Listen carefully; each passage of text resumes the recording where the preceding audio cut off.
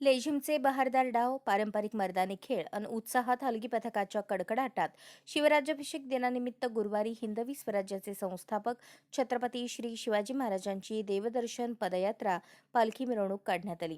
श्री शिवप्रतिष्ठान हिंदुस्थानचे संस्थापक गुरुवर्य संभाजीराव भिडे गुरुजी यांच्या मार्गदर्शनाखाली श्री शिवराज्याभिषेक सोहळा समितीतर्फे या मिरवणुकीचे आयोजन करण्यात आले होते.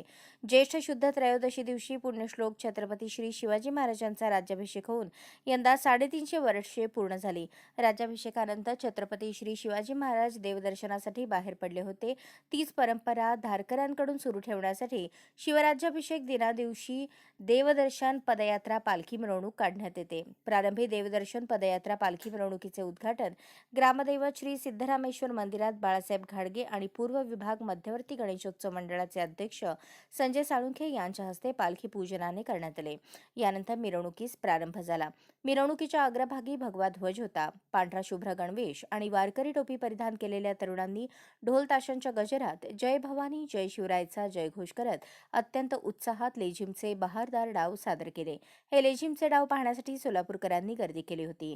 करकम येथील प्रसिद्ध असलेल्या प्रतिबिंब सामाजिक व सांस्कृतिक मंचच्या सदस्यांनी लाठीकाठी, तलवारबाजी, दांडपट्टा अशी साहसी प्रात्यक्षिके सादर केली. या प्रात्यक्षिकांना सोलापूरकरांनी टाळ्यांच्या गजरात दाद दिली. याशिवाय दोस्ती ग्रुपच्या हलगी पथकाने हलग्यांचा कडकडाट करत वातावरणात जोश भरला. ग्रामदैवत श्री सिद्धरामेश्वर मंदिरापासून निघालेली देवदर्शन पदयात्रा पालखी मिरवणूक डॉ. बाबासाहेब आंबेडकर चौक, सरस्वती चौक, मेकॅनिक चौक मार्गे छत्रपती श्री शिवाजी महाराज चौकात विसर्जित झाली.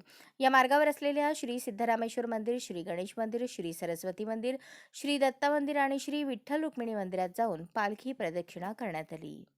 अशाच नवनवीन अपडेटसाठी जनता राज्य न्यूज चॅनलला सबस्क्राईब करा, लाईक करा आणि शेअर करायला विसरू नका.